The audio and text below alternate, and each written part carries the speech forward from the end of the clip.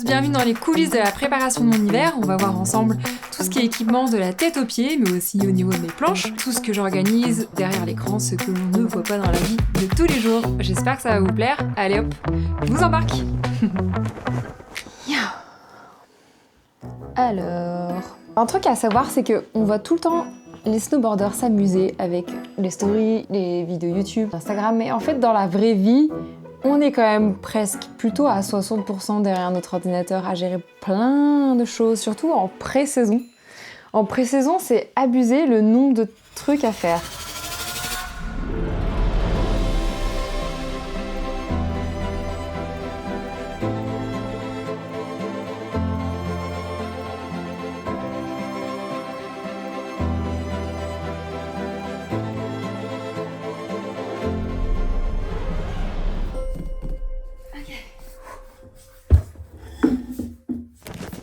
Pour le coup, mon hiver, il va se dérouler sur plusieurs axes. Début d'hiver, sur décembre, janvier, ça va être surtout remise en jambes, surtout que je reviens de blessure.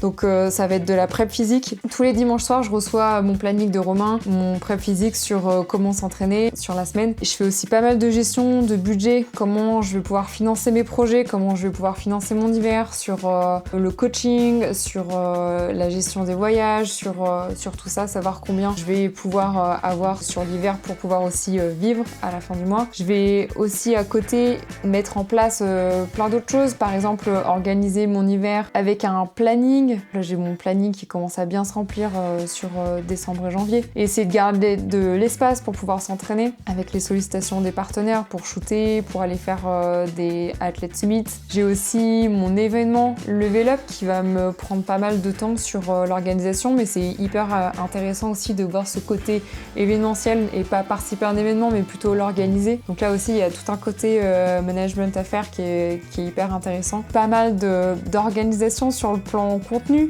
quel post je dois faire pour tel et tel partenaire, à quelle date, aussi créer un Google Drive pour donner du contenu dès que j'en ai l'occasion, quand je vais me filmer avec une caméra. Beaucoup de mails à faire, beaucoup de présentations de projets. Et en fait, la difficulté, c'est que dans tout ça, il faut réussir à gérer une certaine flexibilité, une gymnastique entre les conditions météorologiques sur le moment, ce que tes partenaires aimeraient avoir aussi en retour au niveau de ton travail. Donc quand je dis travail, c'est leur fournir du contenu, être présente sur des événements, être présente sur des collaborations, je sais pas, avec par exemple des influenceurs. Enfin, il y a quand même pas mal de choses, l'air de rien, qui est pas seulement juste de la perf en compétition ou avoir un nombre de followers sur Instagram. Maintenant, on n'est plus juste des athlètes, faut aussi savoir se rendre visible sur les réseaux sociaux, ce qui est pas simple parce qu'il y a toujours un algorithme qui change constamment. Mais pour en revenir aussi sur mon hiver, ce qui est difficile des fois, c'est que on va construire plein de projets. Moi, j'ai des tonnes de projets, des idées d'expéditions, des idées de sommets. Faut-il aussi trouver les budgets pour pouvoir les financer, et des fois, ça se finance à la dernière minute, donc des fois on peut avoir des confirmations fin janvier alors qu'on a entamé des démarches pour d'autres projets, d'autres choses à côté. Donc c'est sur ces 6 mois de l'année, être flexible, aussi prendre du temps pour soi, parce qu'on peut vite tomber dans un piège où beaucoup de passion, et ben faut savoir aussi breaker de temps à autre, même s'il y a de la neige fraîche, et ça c'est le plus dur pour pouvoir tenir sur 6 mois, sur du long terme. Et sinon je vous ai pas tout dit sur cet hiver 2025-2026, il y a plein de choses qui vont se passer. Début février, il va y avoir pour la toute première fois les championnats du monde de freeride, parce que la FIS a racheté ce circuit-là, dans l'idée que ça puisse devenir olympique en 2030, donc on va suivre un peu l'actualité mi-décembre pour voir tout ce qui se passe autour de ça. J'aime bien diviser mon hiver en deux, donc décembre-janvier ce sera à fond pour pouvoir m'entraîner avec le YRC, retrouver les compétences techniques, et aussi on va aller sur plutôt février-mars de l'aventure. Je vais partir au Kyrgyzstan plusieurs jours avec une compagnie des guides américaine. Je vais aller pourquoi pas aussi dans les Dolomites avec une amie, et aussi aller faire une collaboration avec une influenceuse et une station super chouette pour mettre en avant le freeride en compétition. À côté de ça, j'aimerais avoir la possibilité de faire une expédition, mais ça pour l'instant, pareil, on va pas non plus trop s'étaler. On va voir ce que ça donne. La motivation ne manque pas, il y a plein de belles choses à faire, et j'espère pouvoir faire une belle saison avec des belles images, et surtout que vous puissiez voyager à travers tout ça, et en espérant que ça vous donne envie de rider. Salut!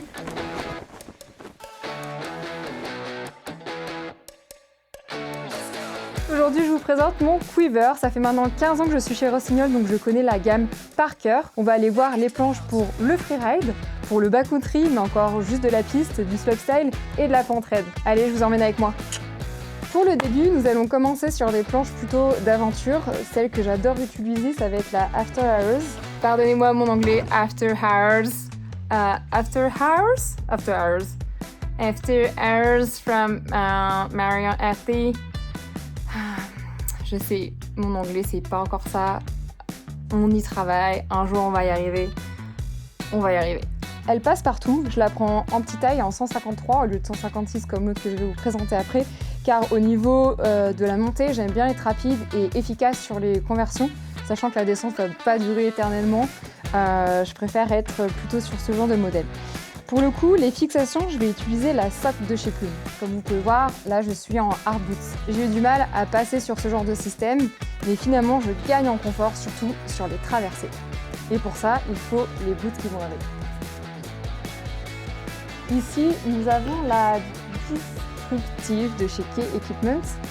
C'est aussi une marque française, tout comme Plume. Ils sont basés dans la vallée de l'Arve et je vous invite à aller les voir un de ces quatre parce que c'est des super personnes qui se donnent à fond. Et ce modèle-là, j'adore parce que ça me permet vraiment d'avoir un maintien confortable sur les montées, sur les descentes. J'ai mis du temps à m'y faire, mais finalement, c'est plutôt un coup de cœur. Ensuite, quand il y a des grosses journées de poudreuse et que j'ai besoin d'avoir un peu d'accès sur quelques heures, j'aime bien utiliser une taille plus grande, mais aussi des fixations légères, toujours chez Plume. Le modèle, c'est Feignant. Et celle-ci, pareil, toujours un coup de cœur. Il faut attendre à ce que ce soit un peu plus rigide au niveau du maintien du spoiler. Mais c'est quelque chose qui ne me dérange pas et que j'adore. Par exemple, si demain j'ai envie d'aller faire une belle aventure à l'aiguille du tour, et ben cette planche est plutôt idéale. Ensuite, ici, nous avons une planche, mais plutôt pour tout ce qui est airbag. Ça, c'est la One que j'aime bien utiliser parce que c'est une board qui mixe bien en backcountry, freeride et freestyle. C'est plus vraiment ma favorite parce que je vais vous montrer pourquoi sur les prochains modèles. Mais je l'ai utilisée surtout en 153. Comme vous savez, celle-ci, elle va subir pas mal de chutes sur l'airbag. Donc surtout qu'il faut avoir l'écart très doux, donc en fait on nous casse l'écart pour pouvoir faire de l'airbag pour pas trop couper tout le matériel. Et celle-ci, ça fait plusieurs années qu'elle fait plutôt de l'airbag que de la ride en soi. Ici, nous avons un petit jouet. La Diva, c'est la board favorite que je ride depuis des années, dès qu'il faut faire un peu de cruising sur la piste ou même aller s'amuser sur les snowparks. Là, typiquement, pour le trip à Ruka, je vais utiliser cette planche parce que pour recommencer, c'est vraiment un petit jouet. Celle-ci est vraiment top dans le sens où c'est le haut de gamme de chez Rossignol. Le design en plus est canon, on va pas se le mentir. Et je vous la recommande si vous cherchez en fait une board polyvalente parce que celle-ci, pareil, pour le freeride, elle peut être vraiment top. Si vous avez envie de rider un peu de tout, je vous conseille vivement de prendre cette planche. Celle-ci, elle est un peu plus petite que d'habitude, elle est en 148. J'aime bien rider aussi du 152 en parc, mais là, pour le jib, on n'hésite pas à descendre en taille. Alors celle-ci, c'est la One que j'ai ridée sur Natural Selection. Je l'aime beaucoup. Après, j'ai préféré passer sur la Gypso. Je vais vous expliquer aussi pourquoi. Cette board, c'est aussi une board que l'on peut retrouver chez les garçons en gamme. Et de plus en plus, finalement, j'aime bien aller chercher les planches chez les garçons parce que souvent, les planches qui sont molles pour eux, en fait, pour nous les filles, ça va plutôt bien en fait. C'est des bonnes boards de freeride ou de backcountry. Celle-ci, je l'aime beaucoup. Après, voilà, on a tous un peu des avis différents sur les planches, mais je vais préférer la Gypso ces derniers temps. Mais c'est une très très bonne board dès que vous allez vouloir faire des runs en backcountry. Alors là, je vous présente ma board chouchou, c'est la Gypso. Je me suis trompée, la planche de snowboard, la blanche. Quand je dis Gypso, c'est pas la Gypso, c'est la Jaggernaut. C'est une board de garçon. Mais c'est marrant, le design, on dirait que c'est plutôt une board de fille. Tout ce que je peux vous dire, c'est que c'est ma board favorite ces derniers temps. C'est celle-ci avec qui je ride pour que ce soit faire du backcountry, filmer avec Full Moon, que ce soit pour de la compète, des entraînements avec le YRC. C'est vraiment ma planche touche à tout, que ce soit en bonne ou mauvaise condition. Je vous la conseille vivement si vous avez envie de vous performer plutôt au niveau tricks. Donc voilà, celle-ci c'est vraiment le bijou. Ensuite, nous allons passer sur la planche de la After Hours After Hours, qui n'est pas en speedboard cette fois-ci. Ça, c'est ma planche de compétition.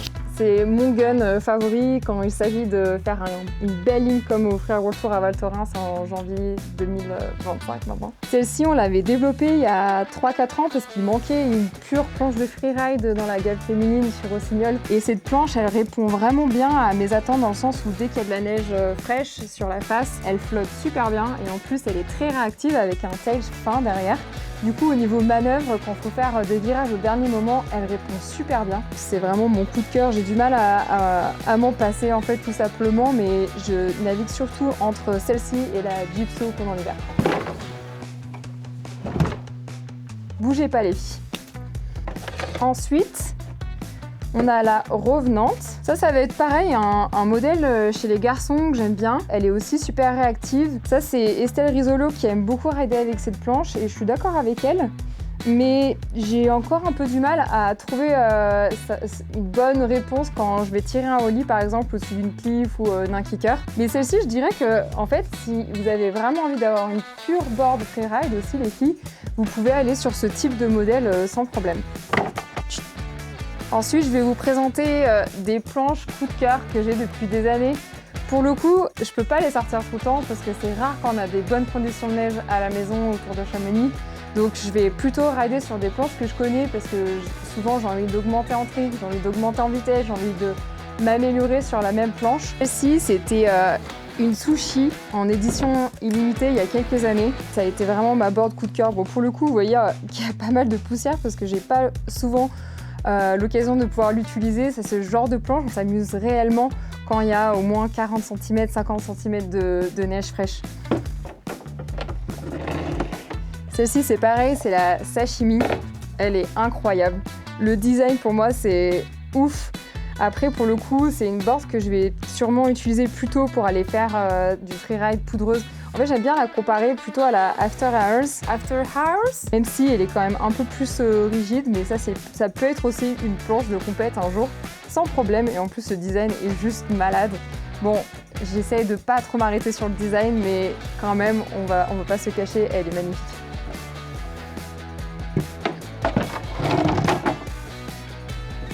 Alors ça, c'est pareil, ça va être des vieilles planches, la Sashimi et la Sushi. Qui datent d'il y a quelques années, mais c'est des planches de collector que j'aime beaucoup. J'ai un côté de moi qui aime bien aussi les objets de collection. Et celles-ci, j'ai du mal à les laisser de côté et je les aime beaucoup. Et ça, c'est des planches, pour le coup, si demain vous partez au Japon, c'est les planches, ou disons la planche qu'il faut prendre sans hésitation. Parce que le fait qu'elle flotte avec un nose énorme et un tail tout fin, c'est les planches parfaites. On dirait qu'on est en train de faire du surf à l'océan. Donc je vous les recommande vivement.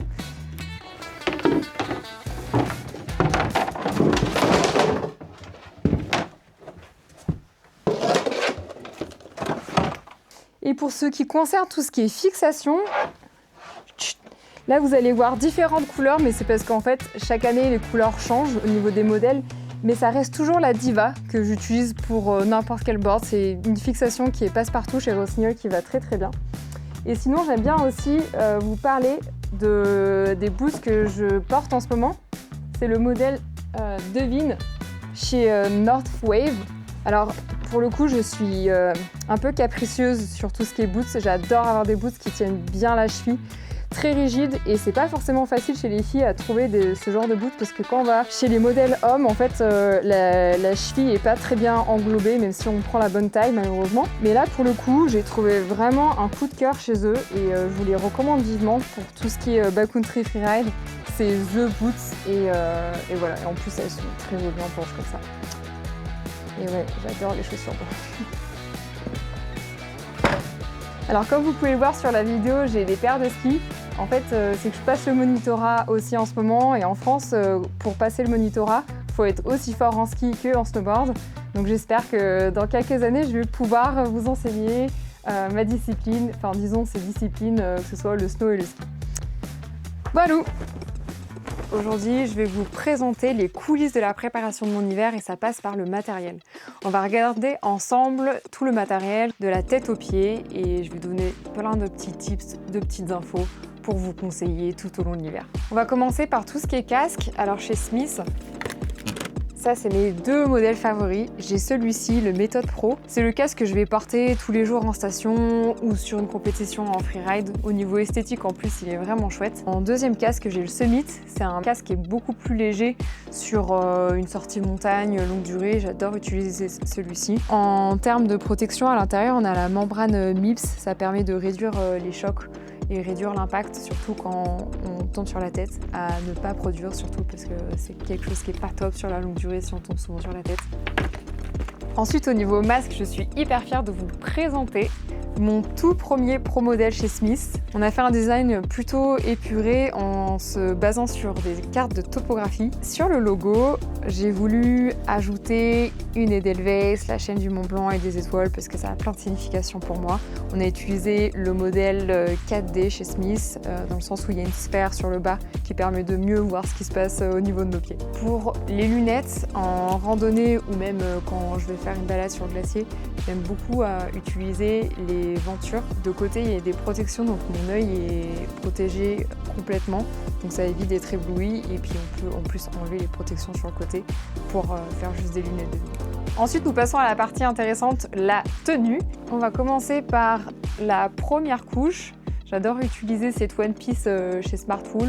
Elle est en grande partie en laine et du coup la matière est vraiment agréable, proche du corps, surtout quand on transpire, ça sèche super vite. Et sinon, en deuxième couche, nous avons tout ce qui est Future Fleece. C'est une veste qui est bien respirable et puis en randonnée, par exemple, j'utilise la première couche, la deuxième couche. Et celle-ci, c'est un petit peu genre le must à avoir tout le temps, même pour aller juste rider en station. Après, j'aime bien avoir la Breithorn directement en dessous. C'est une veste en duvet. Elle permet de gagner aussi en poids parce qu'elle est super légère en fait. Et dès que je fais une montée, c'est le genre de veste que je vais enlever. Mais par contre, à la descente, je la remets direct sous la quatrième couche. La voici. La belle veste du modèle Verbier qui est en Gore-Tex. Et franchement, je l'adore. Je l'ai portée tout l'hiver dernier. Elle est hyper résistante. Au niveau des poches, c'est pareil, c'est parfait, il n'y en a pas de trop. Et même au niveau design, c'est assez canon. Après, au niveau pantalon, on reste toujours sur le même modèle chez The North Face, la salopette Verbier. Et ça, c'est vraiment la salopette idéale parce qu'au moins, la neige ne rentre pas. Les poches aussi, pareil, elles sont idéales. Au niveau réglage de la taille, c'est nickel. On a plein de réglages en fait, que ce soit sur la veste ou sur le pantalon. Donc, on peut vraiment la personnaliser comme on veut.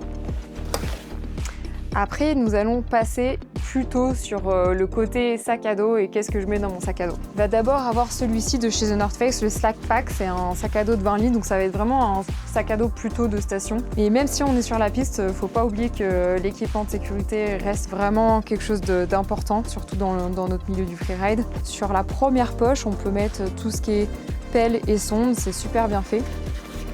Et le design, pareil, est toujours aussi chouette. Quand on commence à parler de choses sérieuses et qu'il y a des risques d'avalanche plus, j'aime beaucoup utiliser celui-ci de chez ABS. Il s'appelle le Voltage. C'est un sac à dos airbag qui se déclenche avec une batterie que l'on recharge chaque soir. L'avantage, c'est qu'on peut changer, tout en gardant la base du sac à dos, on peut changer la taille. Donc là, typiquement, si je veux partir sur une grosse mission en montagne avec des risques d'avalanche je vais mettre beaucoup plus de matos, je sais pas, genre mes crampons, mes piolets, mes pots, et je vais changer par exemple de capuche, tout simplement. Donc ça, c'est vraiment super bien fait chez eux. Ensuite, j'aime bien voir avec vous aussi ce que je mets dans mon sac à dos. Bien sûr, on va avoir tout ce qui est lunettes, on va avoir tout ce qui est masque, on va mettre ces petits gants aussi. D'ailleurs, en parlant des gants, j'ai oublié, mais il y a ce modèle-là chez The North Face qui est plutôt pas mal. Enfin, tous les gants chez North Face sont vraiment pas mal. Ils tiennent super chaud. J'aime bien aussi ces petits gants de chez Smartwool qui sont top dès qu'il y a du vent ou qu'il y a un petit peu de pluie. Donc voilà, toujours avoir 2 paires de gants dans son sac, c'est plutôt pas mal. Ensuite, dans mon sac à dos, je vais toujours avoir une petite pochette en kit de secours ou juste aussi en matos de réparation, surtout quand je pars en speedboard. Donc il y a plein de choses là-dedans, mais ça sera dans un second temps pour vous présenter aussi tout ce qui est matériel de sécurité.